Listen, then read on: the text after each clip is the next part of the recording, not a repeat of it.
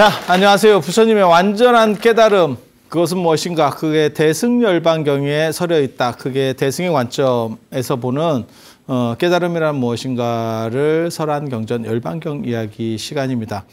오늘 이제 12번째 마지막으로 해드릴 이야기는 지난 시간에 이어서 이 열반경이 어떻게 동아시아에 족적을 남겼는가? 열반종 이런 거는 존재하지 않습니다. 우리나라의 오교구산 이야기에 보면 구산선모는 선종이니까 그렇고 오교라고 하는 게 이제 거기에 이제 보덕화성의 열반종 이야기가 비례방장 삼국유사 비례방장조에 나오는 보덕화상 고구려 보덕화상의 열반종 이야기가 나오는 거고 열반종 그 다음에 자장의 계율종 자장의 남산율종 관련된 계율종 남산율종하고는 사실 약간 다른데 그냥 뭐 율종 이렇게만 얘기해도 되겠고 그 다음에 원효의 법성종 의상의 화엄종 원효의 법성종은 저 정확하게 잘 뭔지 모르겠습니다. 그게 그런 게 제대로 존재하고 있었는지요 어쨌는지 난 잘 모르겠고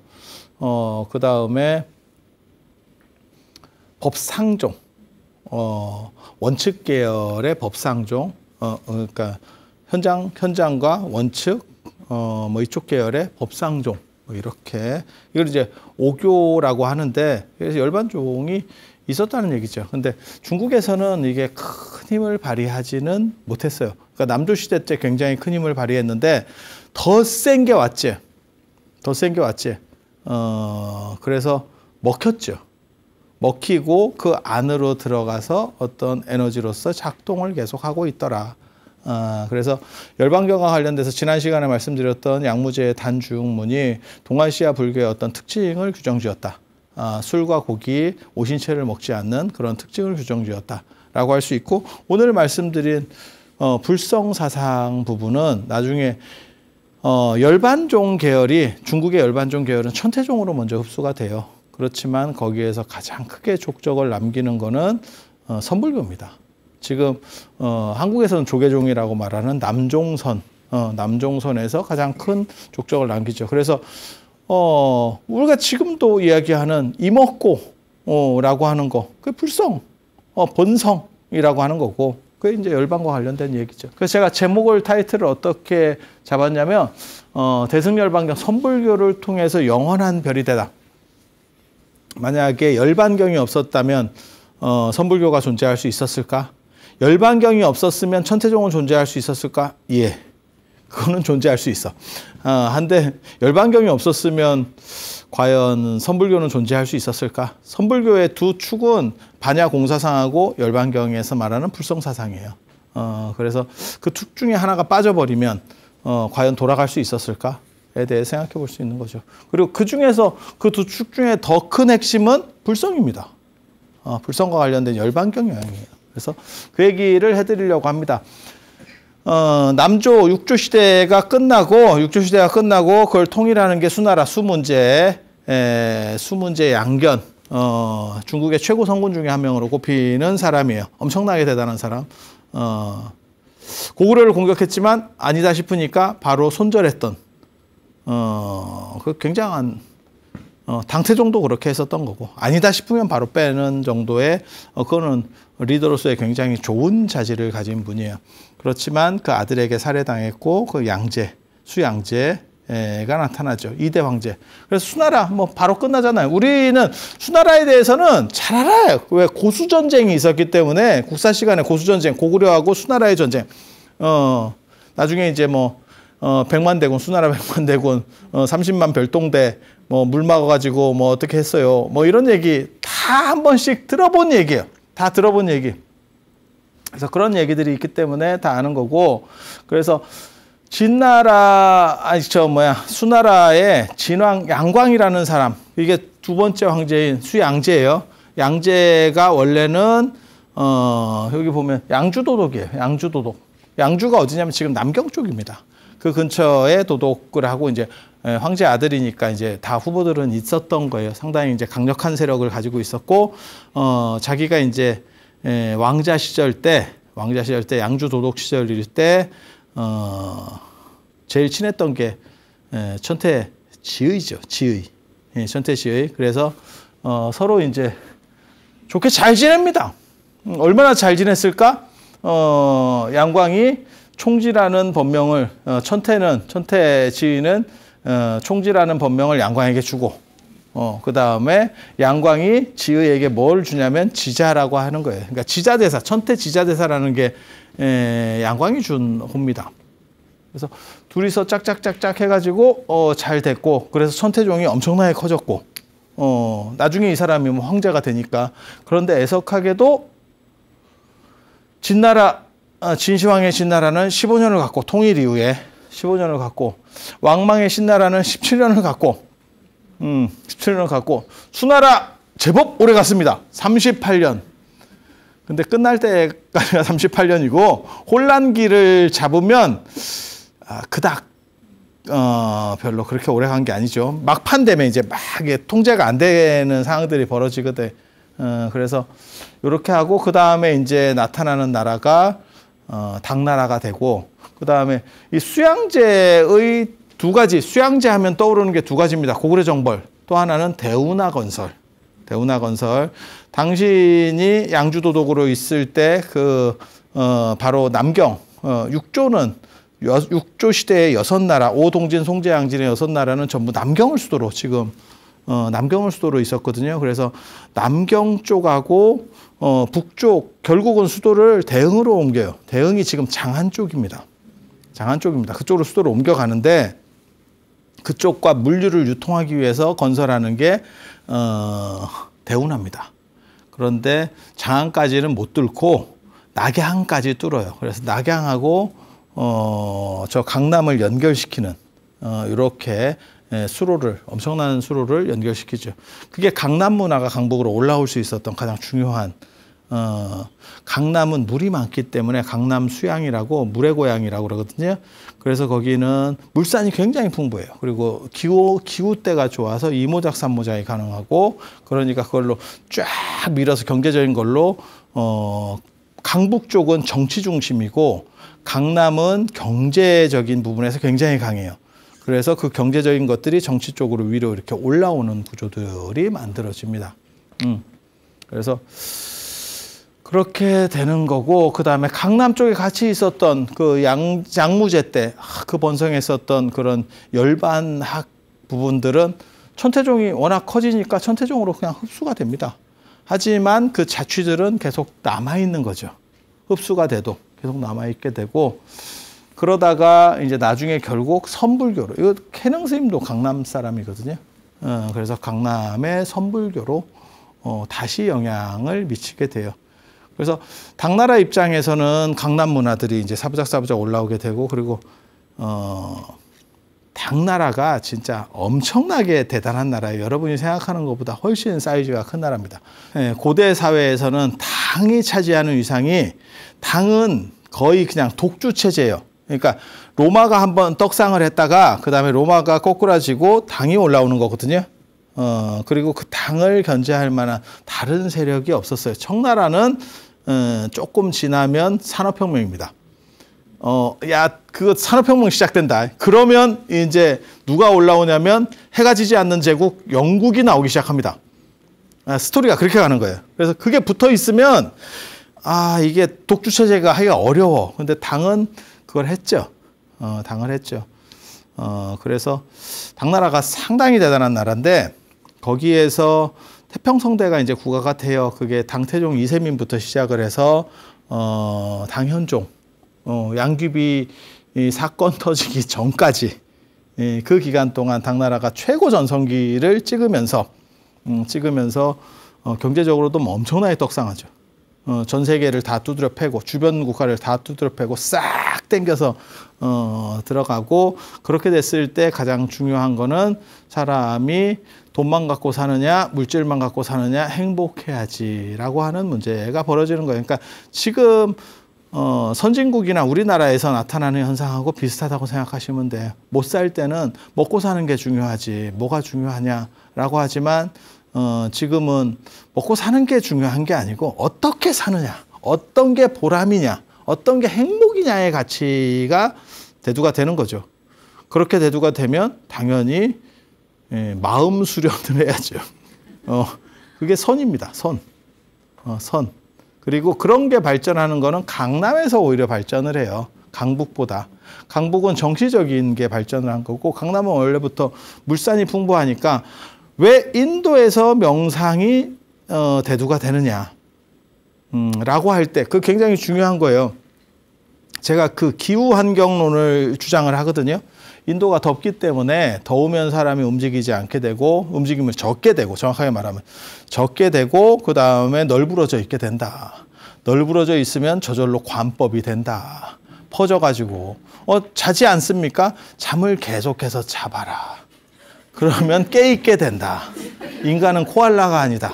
더 이상 잘 수 없는 상태에서 깨있게 되고 그 다음에 깨있으면 뭐 생각을 하느냐? 더워서 생각도 안 나고 그냥 멍하니 있으면 그게 관법이다. 관법의 시작은 그렇게 된다.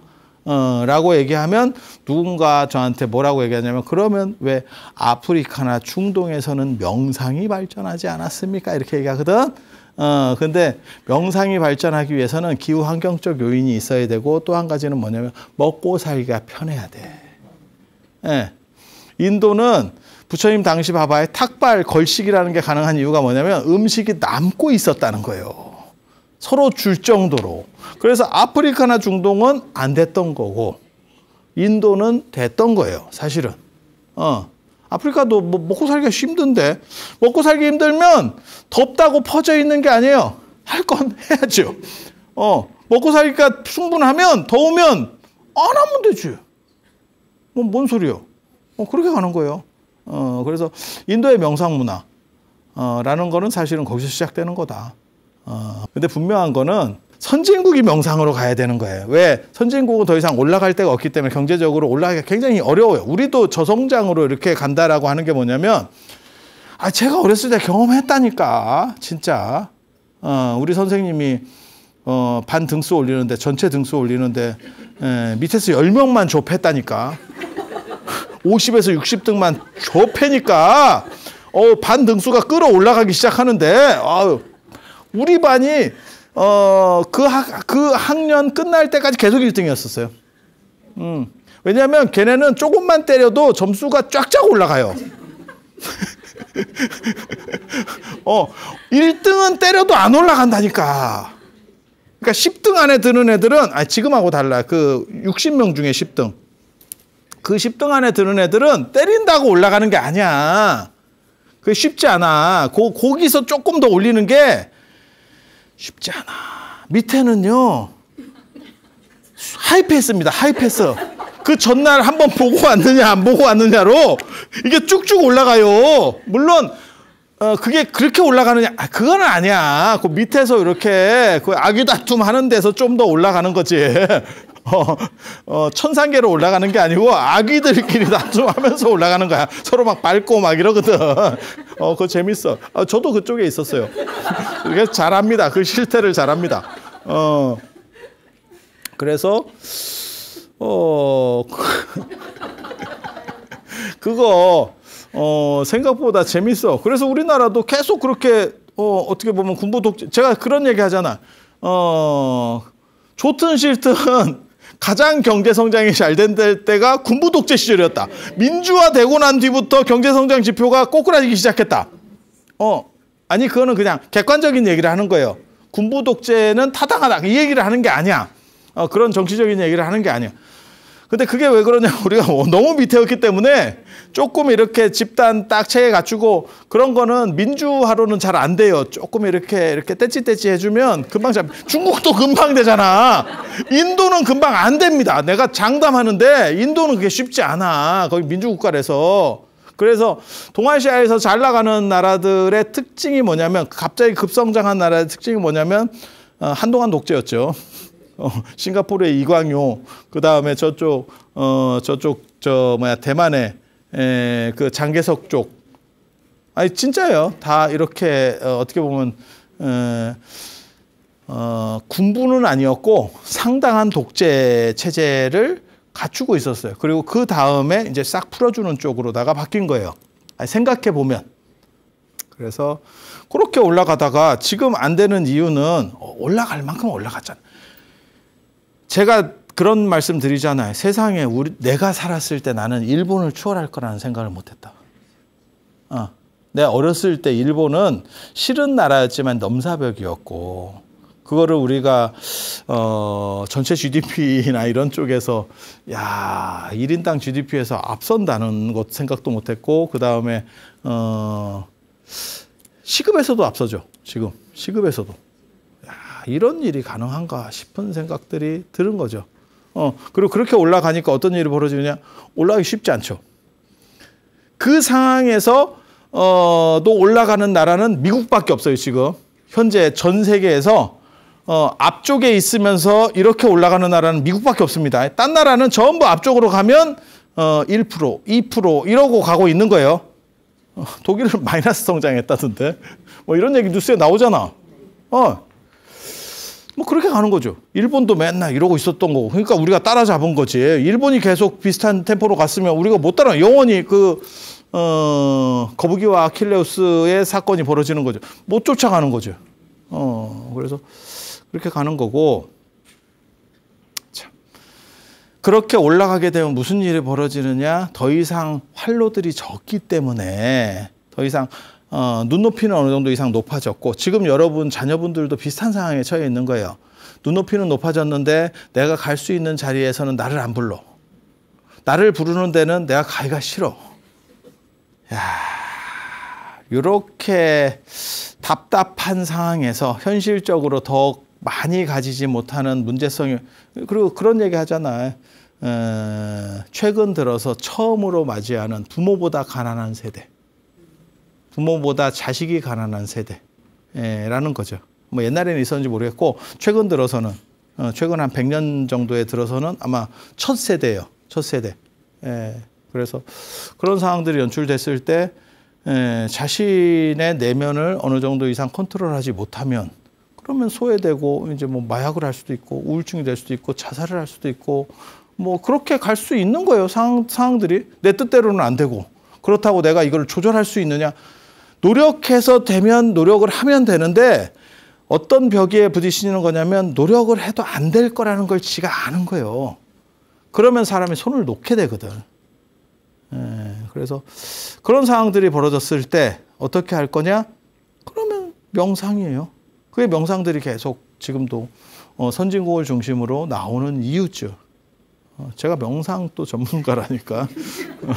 나 전문가 아닌 게 없는데, 내가 명상 전문가. 명상에, 그쪽은 내가 연원이 내 명상 때문에 이쪽 바닥으로 들어온 거라니까. 원래 시작부터가 이쪽이라니까. 그런데, 당나라도 그랬다를 얘기해 드리려고 하는 거예요. 당나라가 워낙 잘 나가니까, 더 이상 올라갈 때는 없고, 그리고 저 시절에는 한 가지는 생각을 하셔야 될 게, 죽음의 문제가 있어요. 지금은 죽음이 격리돼 있고 모든 사람이 죽는다는 것은 다 알아. 저분이 70에 돌아가셨어. 예를 들면 90에 돌아가셨어. 그러면 저거는 저래서 이렇게 그러니까 납득을 하니까 슬픔도 훨씬 적고, 그 다음에 대충 이 정도는 될 거야라고. 그러니까 돌연한 죽음만 아니면, 근데 그 돌발이 존재하긴 존재하지. 뭐 사고사라든지 이런 거. 그럴 때는 훨씬 슬픔이 크죠. 대비하지 않은 죽음이기 때문에. 그렇지만 그런 확률은 상대적으로 적고, 현대사회에서는 우리가 예측 가능한 죽음들만 존재하는 거죠. 그리고 막상 가보면 거기에서 시신을 볼 일이 있느냐? 없죠. 그거는 직접 당사자들 몇 분 외에는 시신을 보지 않죠. 예전에는 진짜 병풍 뒤에 관이 있었던 거고, 진짜 리얼하게 있었던 거예요. 시신을 보진 않지만 저기 있어. 우리 절하는 데 있어. 이렇게 되는 거고, 지금은 절은 하지만 시신은 냉동실에, 냉장고에 있죠. 냉장고에, 저 지하에 이렇게. 아니 그렇게 돼 있잖아요, 현실이. 그래서 약간 달라요. 만약에 죽음이 우리 주변에 훨씬 더 돌발로 많이 다가온다면 지금처럼 자식을 낳을 수는 없어요. 조선시대처럼 힘 닿는 데까지 낳아야 됩니다. 왜? 계속 삭제가 이루어지거든. 그것도 이해할 수 없는 삭제예요. 그분들 입장에서는. 그래서 당나라는 굉장히 잘 살고 그 다음에 문화적으로 성숙한 나라지만, 지금 당나라 때 예술품들을 봐도 굉장히 괜찮아. 야, 이거 지금 내놔도 뒤지지 않겠다라는 정도로 높아요. 우리식으로 말하면 통일신라 시대의 예술품이에요. 석굴암, 뭐, 안 그러면 불국사 이런 거 생각해 보시면 돼. 그냥 쉽게 생각하시면. 그래서 쉽지 않아. 그게 경제력이 있기 때문에 그 정도 단위까지 올라가는 거예요. 그래서 문화는 난숙하고, 그 다음에 사람들은 경제적으로는 안정이 돼 있는데 문제는 죽음의 돌발은 계속 존재하는 거야. 감기 걸렸다가도 죽고, 뭐 하다가도 죽고, 이렇게 그냥 왜 죽는지를 몰라. 그래서 제가 얘기하잖아. 빨간 약 이런 게 발견되면서 얼마나 많은 사람이 살았는지 모른다. 아니, 그 단순한 것들이 사람을 살렸어요. 단순한 것들이. 그래서, 그렇게 죽음은 일반화되어 있고 나는 어느 정도 먹고 사는 게 풍족하고 어느 정도는 갖춰진 거예요. 그러면 무슨 일이 벌어지느냐? 수행에 대한 생각, 명상에 대한 생각이 더 강력해지는 거예요. 그리고 먹고 살기 힘든 사람은 내일을 기약할 수 없어. 그냥 사는데 바빠. 그 앞에 보는데. 그런데 조금 여유가 있으면 어떻게 해야지? 죽은 뒤에는 어떻게 될까? 뭐 이런 생각들을 하게 돼요. 그리고 내가 마음이 좀 평안했으면 좋겠다. 그게 마음이 평안하기 위해서는 행복의 조건이 뭐냐면 내 뜻대로 하는 게 행복이에요. 내 마음대로 될 수 있으면 행복. 그런데 그거는 두 가지가 있는 거죠. 하나는 영역, 진짜 강자가 돼서 영역을 넓혀버리면 돼. 그래서 내 말대로 하면 다 돼. 이러면 행복. 또 한 가지는 뭐냐면 내가 그렇게 외부적으로 강력하게 나갈 게 아니고 내면을 조절해서 안으로 좀 달팽이 같은 행복이 있는 거죠. 그 안에서의 행복. 안으로 기 들어가면 되죠. 그게 어떻게 보면 명상이에요. 그 두 가지가 동시에 있어야 된다라고 생각을 하는 거예요. 나가는 것도 있어야 되고 그래야 발전하는 거고 그 다음에 안으로 수렴하는 것도 있어야죠. 왜? 언젠가는 확장이 불가능하거든. 인간은 두 가지 때문에 확장을 못해요. 하나는 어느 정도 이상 확장이 되면 능력의 한계치가 벌어져. 더 이상 내가 처리할 수가 없어. 일이 들어와도 할 수가 없다니까 이게. 일이 안 되는 게 아니고 그래서 불가능한 게 하나 있고 또 하나는 나이에 의해서 축소되는 부분이 있어요. 눈이 왜야 뭘 하지? 야 공부를 하려도 눈이 안 보여. 눈이 안 보여. 제가 그거 절실히 느끼잖아. 논문을 이렇게 읽는데 저는 논문 되게 글씨 작게 보거든요. 양쪽으로 맛보기로 출력해서 보거든요. 이렇게 맛쪽으로. 눈 굉장히 글씨 작은데 그게 보이냐고 물어봐 사람들이 자꾸. 안 보여 나도. 그런데 저는 이게 굉장히 무서운 거예요. 저는 이거를 너무 많이 봐왔기 때문에 안 보이는데 보여요. 뭔 얘기인지 알아요? 뚜렷하게 다 안 봐도 대충만 봐도 내용이 다 보여. 구체적으로 다 볼 필요가 없어. 마치 천수영 같은 거 외운 거를 중간에 한 번만 책 이렇게 보는 거하고 똑같아. 다 모든 글자를 다 봐야 되느냐? 아니에요. 이렇게 대충 보고 있으면 어리해도 다 봐. 다행입니다. 다행입니다. 이렇게 두 가지 축소 상태가 벌어져요. 더 이상 잘 돼도 더 이상 할 수 없는 내가 가지고 나온 틀로서의 한계. 그건 젊은 사람도 있는 거고 나이 든 사람도 있는 거예요. 예. 아니 뭐 그렇겠지. 뭐 우사인 볼트도 8초대를 뛸 수는 없으니까. 아무리 노력해도. 아니 맞잖아요. 그렇게 한계치가 있는 거고. 나이 먹으면 어떻게 돼요? 또 축소되겠지. 지금은 10초대도 못 뛸걸? 지금은 10초대도 못 뛸 거예요. 여러분 배드민턴 몇 초대 뛰어요? 갑자기 궁금한데? 여러분 한 30초 뛰는 거 아니야? 30초? 아니야. 웃을 일 아니야. 진짜 해보면 쉽지 않아.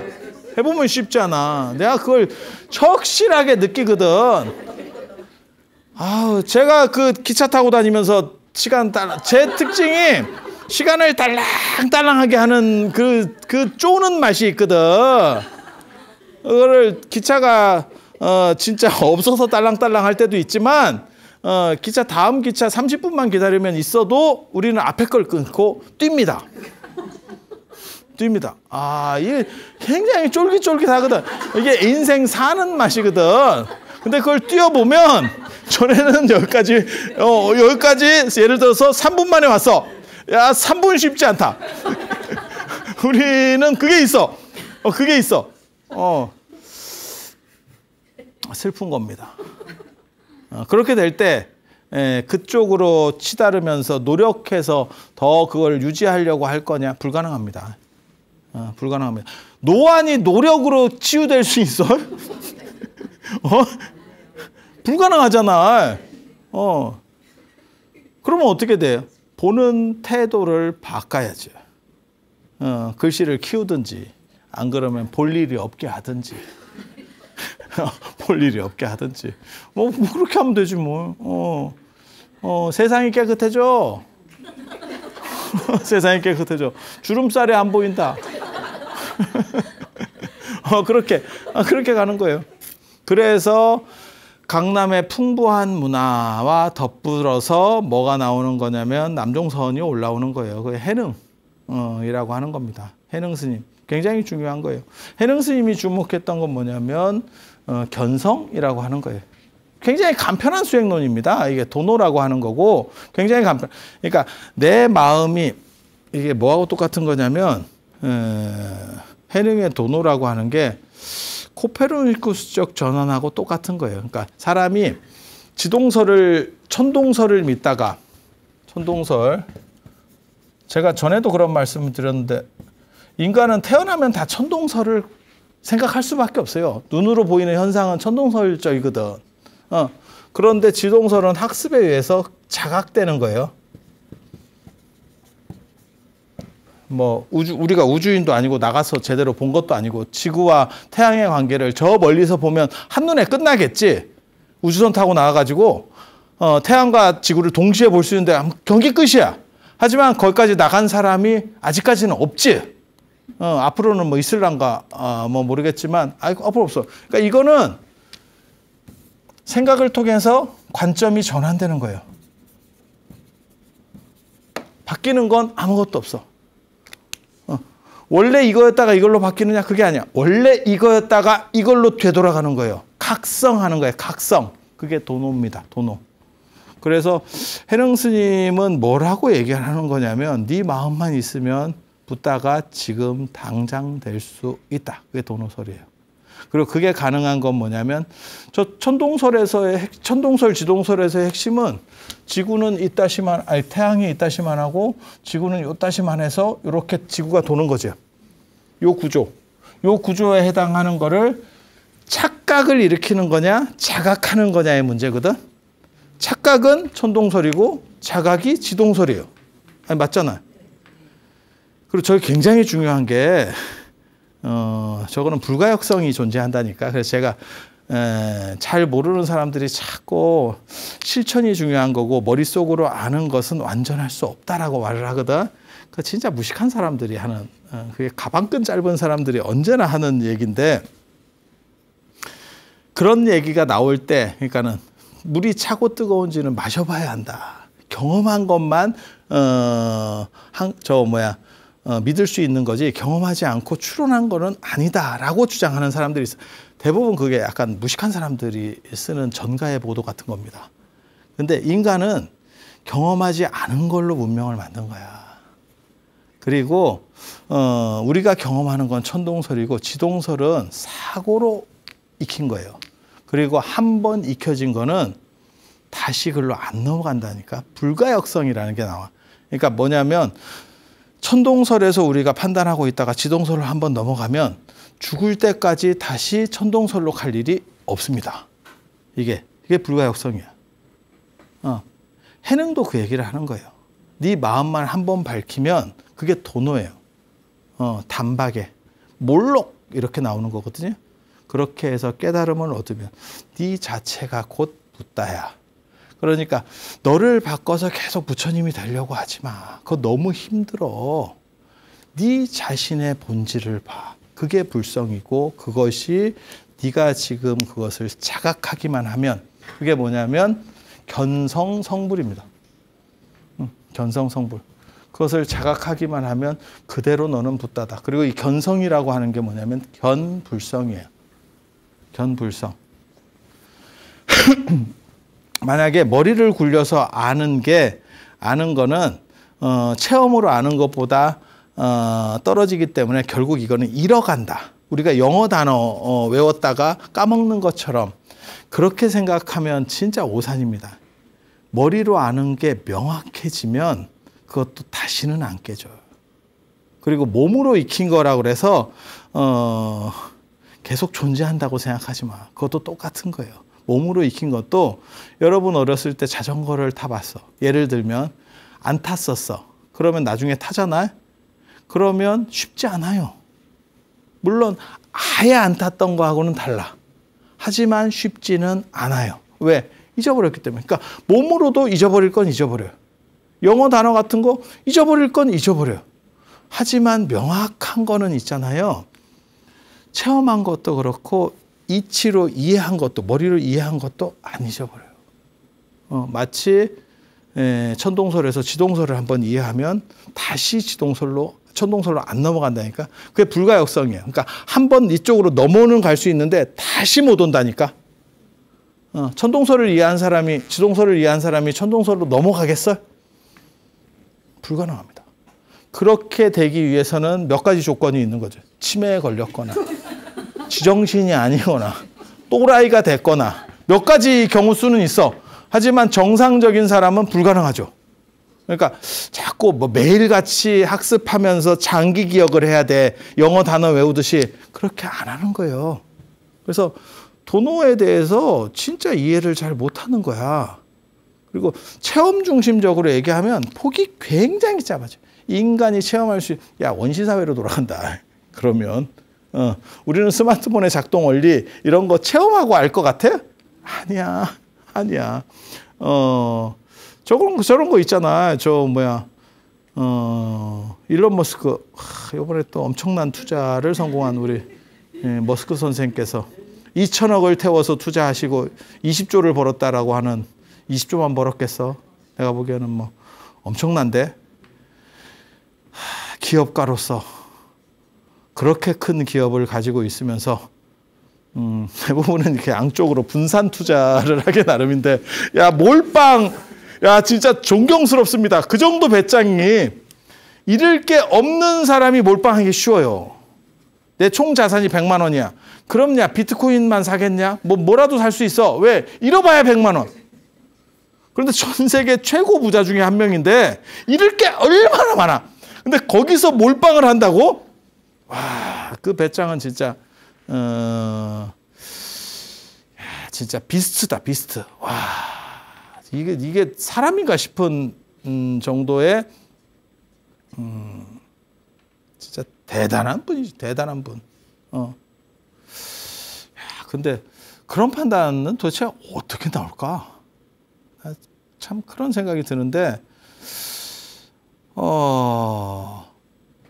그 사람이 저는 그 일론 머스크 그거 생각이 되게 머릿속에 많이 남아 있는 게 그거 때문에 전기차 뭐 이런 건 나 잘 모르겠고 스페이스X 사업할 때 우주 로켓 이렇게 발전했다가 이렇게 백으로 돌아오는 거.